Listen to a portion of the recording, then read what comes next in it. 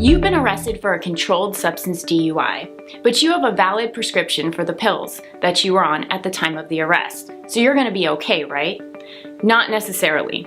My name is Nicole Denman of Denman & Denman Law. I'm the lead criminal trial attorney here at Denman & Denman Law and partner as well. Many times I have clients in my office that ask this question over and over again. Well, I have a valid prescription, so I should have never been arrested in the first place. I just didn't have the prescription on me to show law enforcement officers.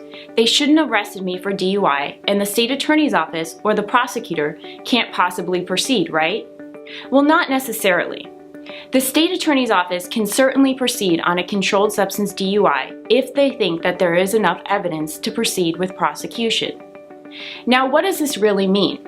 Well, what it means is that the state has to determine whether or not they think you were impaired at the time you were driving, not whether or not you had a valid prescription for the controlled substance on what you were on at the time you were stopped.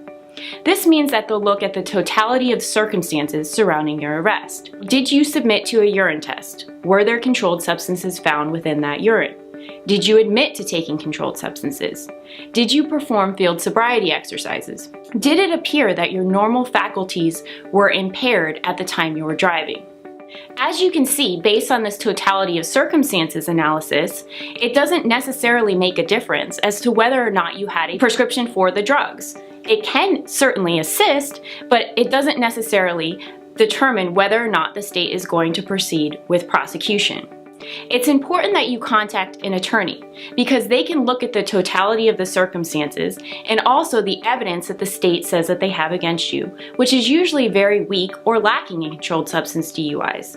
Here at Denman & Denman Law, we often get the charge of DUI based on controlled substances reduced to a reckless driving or possibly even dismissed. It's important that you contact an attorney before deciding what to do with your controlled substance DUI.